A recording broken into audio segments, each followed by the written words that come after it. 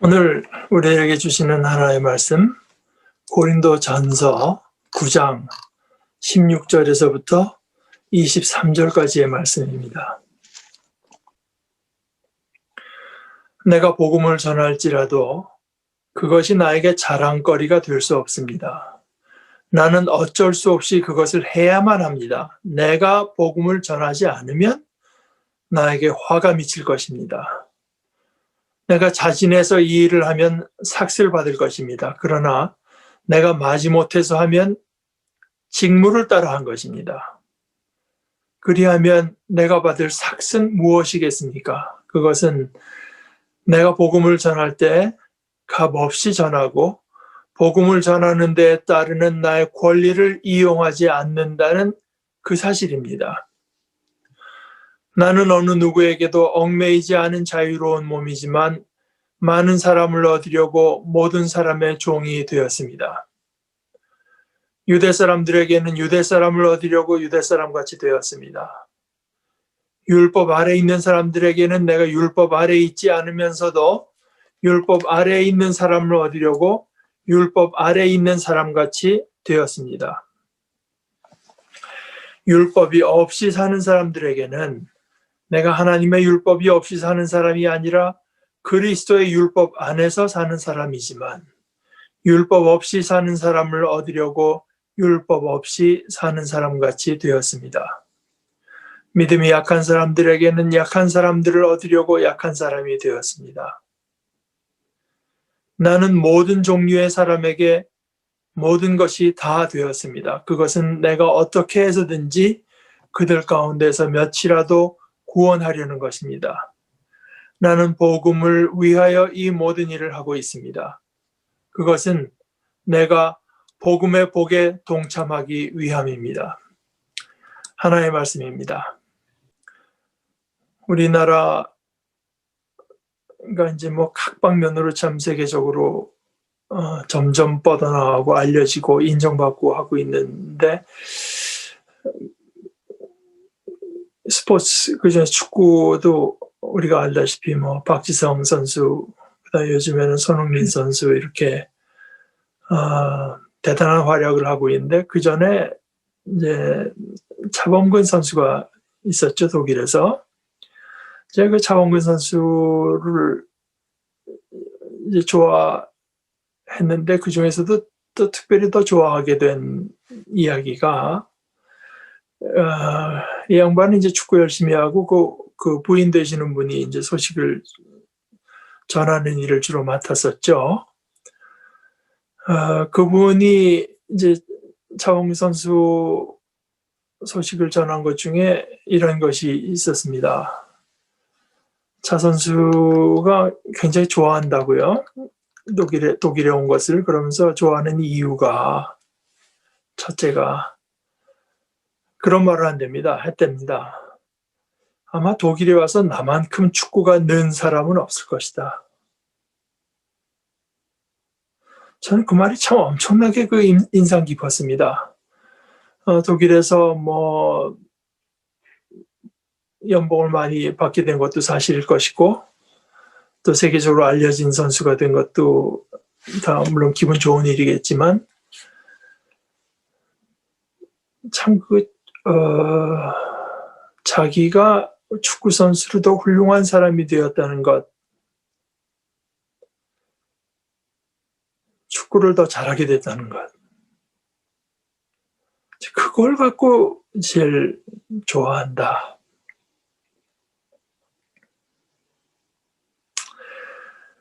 우리 신앙에서도 이 상에 대한 이야기가 이제 등장하는데 특별히 구약 성경보다도 신약 성경이 여러 군데에서 이제 우리의 상에 대해서 말합니다. 우리가 받을 상.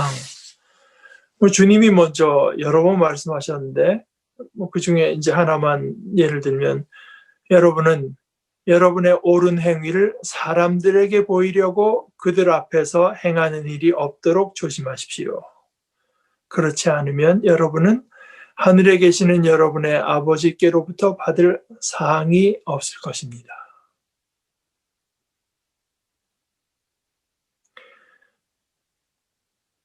예언자를 예언자로 영접하는 사람은 예언자의 상을 받을 것이며 의인을 의인으로 영접하는 사람은 의인의 상을 받을 것입니다. 이 작은 제자들 중에 하나에게 제자라고 해서 찬물 한 잔이라도 마시게 하는 사람은 누구든지 결코 그의 상을 잃지 않을 것입니다. 바울 사도도 그 못지않게 상에 대해서 자주 이제 언급했습니다. 빌립보서에서 내가 하는 것은 오직 하나입니다. 곧 뒤의 것들을 잊어버리고 앞에 있는 것들을 향하여 매진하며 그리스도 예수 안에서 하나님께서 높은 곳으로 불러주시는 그 상을 받으려고 목표를 향하여 달려갑니다.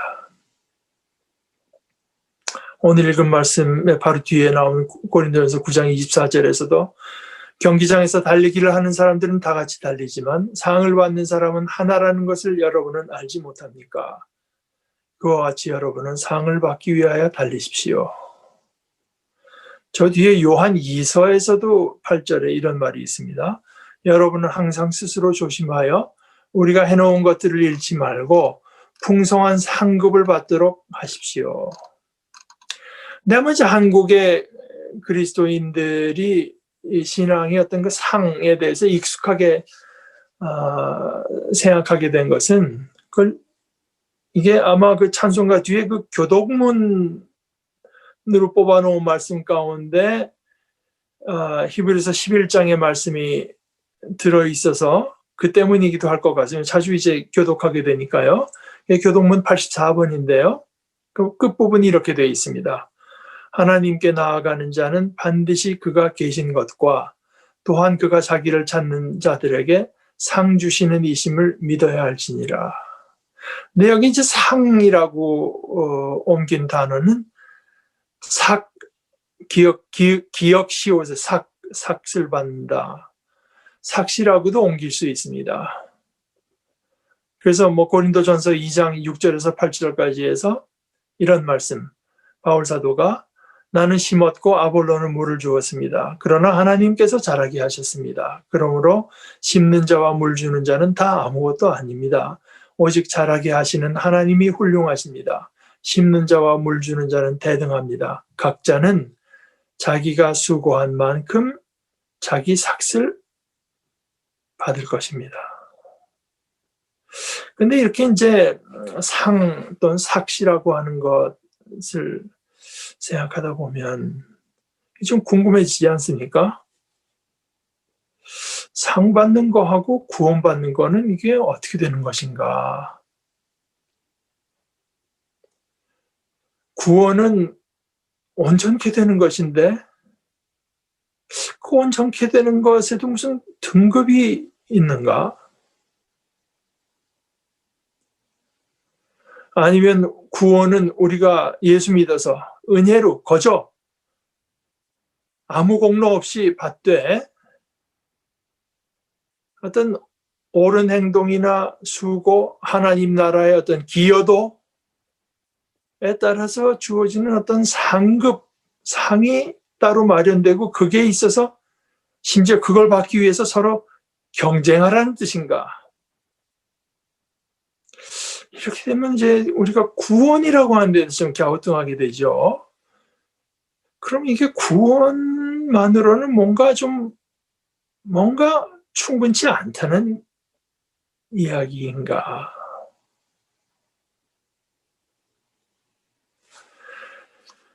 오늘 우리가 읽은 이 본문은 이게 얼핏 읽으면 바로 그것을 말하고 있는 것처럼 보입니다. 아까 읽은 말씀 가운데 18절이요. 그리하면 내가 받을 삭 또는 상은 무엇이겠습니까?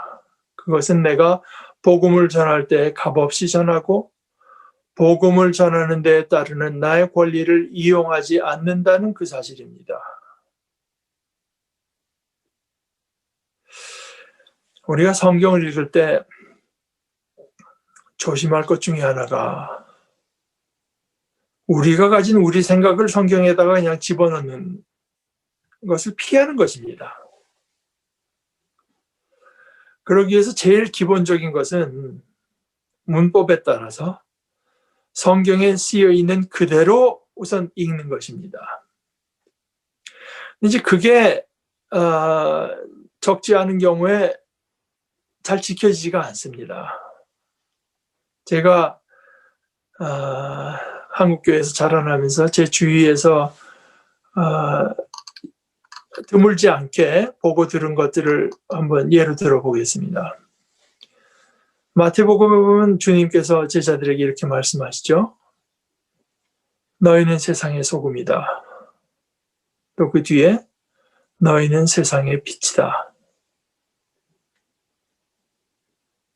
근데 어떻게 보면 제가 교회에서 더 많이 들은 말씀은 너희는 세상의 소금이 되어라. 또는 세상의 빛이 되어라. 예수님은 세상의 소금이라고 했는데 빛이 되라고 하는 건 지금 빛이나 소금이 아니라는 뜻 아닙니까? 이렇게 되면 어떻게 보면 예수님의 말씀과는 반대가 되잖아요. 또 저 뒤에 사도행전에서 그러나 성령이 너에게 내리시면 너희는 능력을 받고 예루살렘과 온 유대와 사마리아에서 그리고 마침내 땅끝에까지 이르러 내 증인이 될 것이다. 이것은 하나의 예고랄까 약속 아니겠습니까? 될 것이다. 그런데 제 생각 교회에서 어떻게 보면 더 많이 들은 것은 땅끝까지 이르러 내 증인이 되라. 이게 명령이죠. 근데 그렇게 읽으면 어떻게 됩니까? 소금이 아니었던 우리가 소금이 되고 빛이 아니었던 우리가 빛이 되는 것,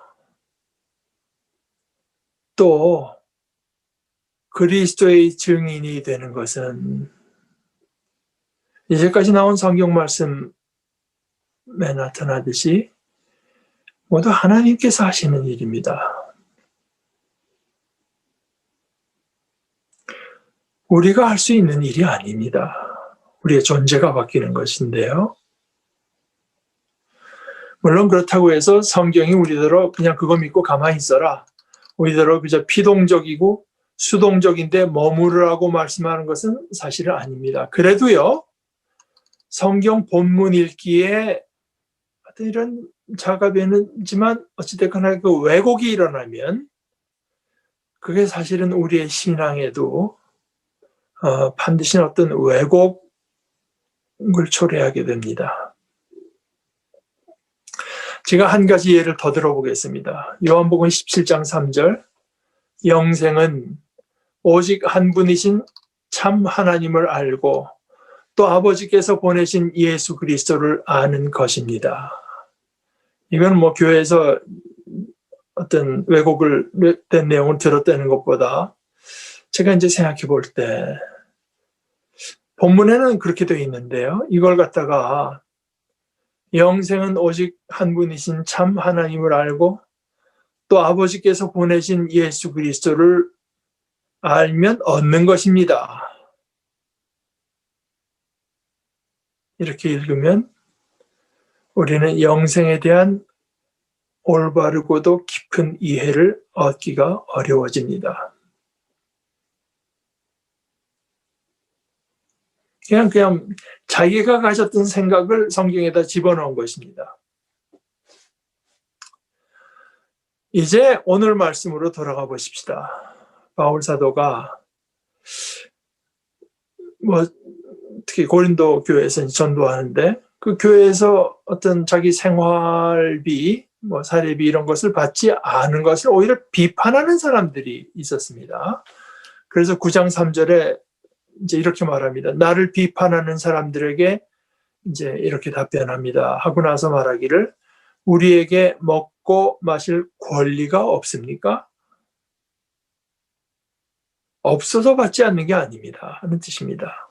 근데 이제 우리라고 말한 것을 보면 이거 그냥 단순히 어법인지 모르지만 바울 사도 자신만 아니라 그와 함께 했던 소스데네도 그걸 받지 않고, 그래서 그들이 자신들의 생활하는 비용을 자신들이 충당했던 것 같습니다. 여기 대해서 뭐 더 구체적인 얘기가 없으니까 우리가 추측할 따름이지만, 바울 사도를 비판하는 사람들은 그가 그렇게 받지 않은 것이 바로 그게 무슨 다른 꿍꿍이 속이 있든가, 그렇지 않으면 그가 진짜 사도가 아니기 때문에, 자격이 없기 때문이라고 아마 비판했던 모양입니다. 사실 바울 사도가 거기서 인용하는 구약 성경의 말씀에 비춰보나, 그것보다 먼저 직접적으로 예수님께서 하신 말씀에 따라 볼 때도 복음을 전하는 이들이 그 일 자체로, 복음을 전하는 일 자체로 자신의 그 생계를 충당받는 것은 권리에 이제 속하는 것입니다. 근데 바울 사도가 말하기를 자신들은 이런 권리를 쓰지 않았다고 말합니다. 그래서 그 이유를 이렇게 말합니다. 우리는 그리스도의 복음을 전하는 일에 지장을 주지 않도록 모든 것을 참습니다.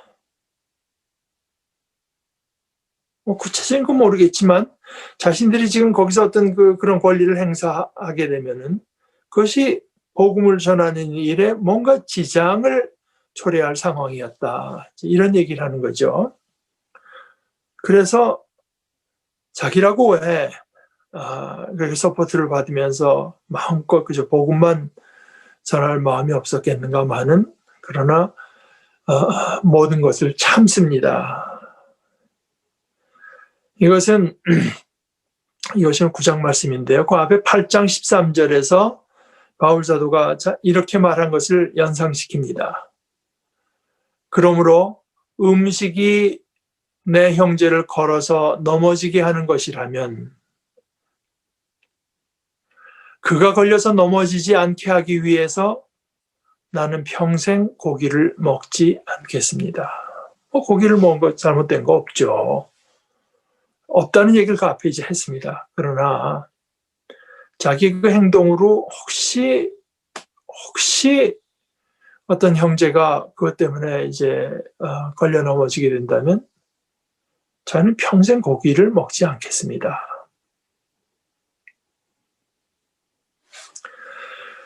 이 자신이 고린도 교회로부터 뭐 다른 교회에서도 이제 그런 얘기가 있었던 것 같은데요.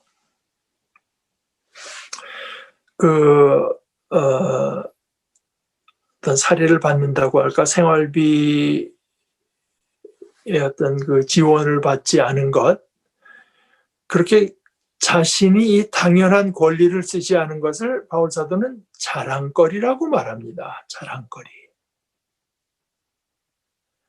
그런데 언뜻 생각하기엔 복음을 전하는 게 가장 귀하고 자랑할 만한 일인 것 같지 않습니다. 그런데 그건 아니라는 겁니다. 자기가 복음을 전한 것, 그거는 자랑거리가 될 수 없습니다. 왜냐하면 그거는 자기 의무, 자기에게 맡겨진 일이고 자기가 해야 돼서 어쩔 수 없이 하는 일입니다.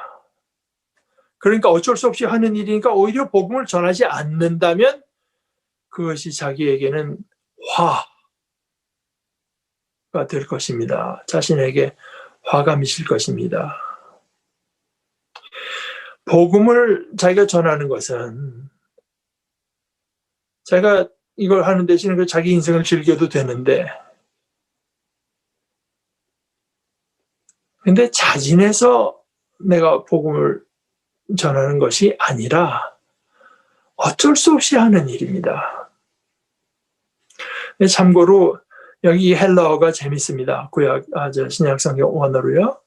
여기 앞에 그 자진해서 한 일이라면, 자진해서 하는 한다는 말은 헬라어로는 헤콘 이렇게 되고, 그 뒤에 마지못해서는 아콘입니다. 헤콘, 아콘. 복음 전하는 일은 자신의 직무요. 그렇기 때문에 자랑거리가 될 수 없습니다. 내세울 일이 되지 못합니다. 그러면 그냥 의무를 했기 때문에 자신이 받을 상 또는 삭은 없는가? 자신의 몫은 없는가? 있습니다. 그렇지 오늘 말씀을 얘기하는 건데요. 그리하면 내가 받을 삭은 무엇이겠습니까? 그것은 내가 복음을 전할 때 값없이 거저 무료로 전하고 복음을 전하는 데 따르는 나의 권리를 이용하지 않는다는 그 사실입니다. 내가 받을 삭시라고 해서 이제 우리말로 번역하려니까 어쩔 수 없이 뭐 앞으로 받을 것은 미래형처럼 되어 있지만 사실 이제 원문대로 하면은 우리 개혁성경 제가 오늘 설교의 제목으로 삼은 것처럼 나의 삭은 무엇입니까? 나의 사항은 무엇입니까? 그냥 이렇게 되어 있습니다. 그러니까 이게 반드시 미래에 하나님 앞에 나아가서 하나님께서 그때 내게 내려주시는 사항을 수령하게 되는, 받게 되는 그런 것을 말한 것이 아닙니다. 아까 제가 강조했듯이요. 이 본문을 그냥 쓰여 있는 그대로 읽어봅시다. 자신의 상은 복음을 전하는 데 따르는 자신의 권리를 행사하지 않고 복음을 거저 전하는 것, 복음을 거저 전했기 때문에 받게 될 것이 아니라 그냥 그 자체입니다. 자신이 권리를 행사하지 않고 아무런 사례를 받지 않으면서 복음을 전하는 그 자체가 자신의 상이라는 말입니다. 그렇게 했으니까 앞으로 자신이 받을 어떤 상급이 기다리고 있다는 이야기가 아닙니다. 이 바울 사도가 이렇게 자신의 생계를 스스로 해결하기 위해서 한 일이 이렇게 만만한 일이 아니었습니다. 고린도 후서 6장에서는 그것을 자신이 겪은 어떤 그 고난 가운데 하나로 언급합니다. 6장 4절 5절에 이렇게 말하는데요. 우리는 무슨 일에나 하나님의 일꾼으로 일할 따름입니다. 그래서 우리는 환난과 궁핍과 역경도 잘 참아냈고 매질과 옥살이와 폭동을 잘 겪어냈으며 그 다음에 말하기를 심한 노동을 하고 잠을 못 자고 굶주리면서도 그 고통을 잘 견디어냈습니다. 이렇게 한 이유에 대해서는 그 앞에 3절에서 이렇게 말했습니다. 아무도 우리가 섬기는 이 일에 흠을 잡지 못하게 하려고 우리는 무슨 일에서나 아무에게도 거리낌거리를 주지 않습니다. 그러나 자신이 그렇게 했다고 해서 그것으로 앞으로 자신이 하나님께 받을 어떤 상이 확보되었다는 말이 아닙니다. 오히려 그렇게 한 자체가 자신의 삭시요 상이라는 말입니다.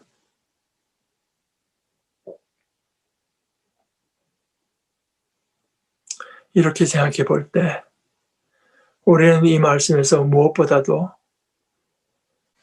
이런 식으로 복음에 참여하는 것, 그것이 얼마나 크고 고귀한 것인지 새삼 배웁니다.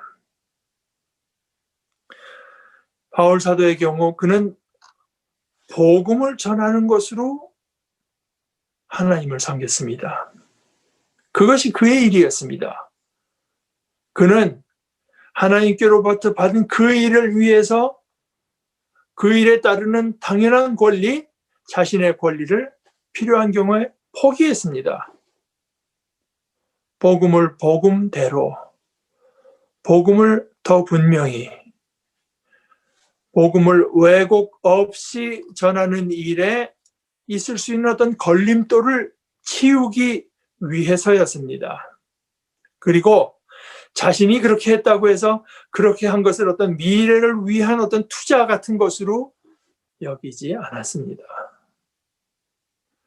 자신이 복음과 한 덩어리가 되어서 복음에 참여한 그것을 자신이 받은 상으로 여겼습니다.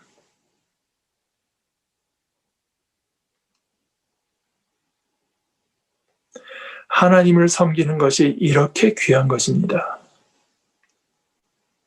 이렇게 좋은 것입니다. 그것이야말로 우리에게 허락된 최고, 최대, 최상의 특권입니다. 이것보다 더 좋은 어떤 상이 따로 있을 수 없습니다. 바울 사도는 복음을 전하라고 하나님께서 특별히 택하시고 부르신 인물입니다. 그런데 그 부르심이 누구나 다 같은 부르심을 받은 것은 아닙니다. 그러나 우리가 공통적으로 받은 부르심이 있습니다. 하나님을 섬기는 일입니다. 형태는 달라도 하나님을 섬기는 일입니다. 하나님을 섬겨서 앞으로 내가 하늘나라에서 따로 무슨 참 끝내주는 상을 받는다 이런 것을 생각하면은 거기가 어떻게 연결되는가? 내가 이게 여태까지 몇 명이나 전도했나? 교회를 내가 몇 개를 세웠나? 하는 식으로 복음과 상관없을 뿐만 아니라 이런 생각은 오히려 복음을 거스르는 생각을 하게 됩니다. 우리의 상은 그런 것이 아닙니다. 마치 그리스도의 사도들이 그리스도를 전하다가 여기 사도행전 5장 40절부터 이렇게 말을 하는데요. 그리하여 그들은 사도들을 불러다가 때린 뒤에 예수의 이름으로 말하지 말라고 명령하고서 놓아주었다. 사도들은 예수의 이름 때문에 모욕을 당할 수 있는 자격을 얻게 된 것을 기뻐하면서 공의회에서 물러나왔다.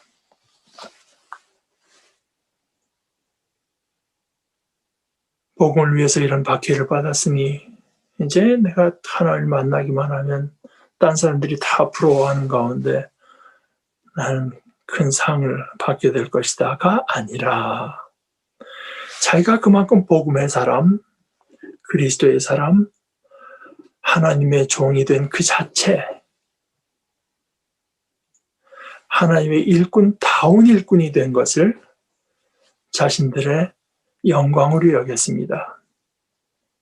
우리가 그리스도를 잘 섬기기 위해, 바로 섬기기 위해, 충성되이 섬기기 위해서 우리의 당연한 권리라고 해도 그것마저 포기한 것이 있으면 바로 그것이 우리의 영광이며 우리의 상입니다. 함께 기도하십시다. 아버지 하나님, 저희를 영화롭게 하시니 감사합니다. 저에게 주신 이 영광을 저들이 이 땅에서도 조금씩 맛볼 수 있게 하시니 감사하고 마침내 온전한 영광 가운데 저희를 맞아주실 소망을 주시니 더욱더 감사합니다.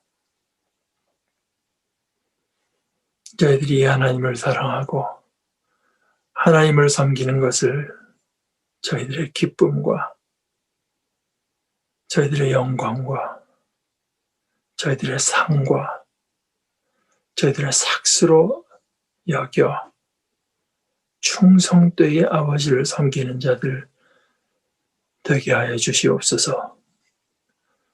예수님의 이름으로 기도합니다. 아멘.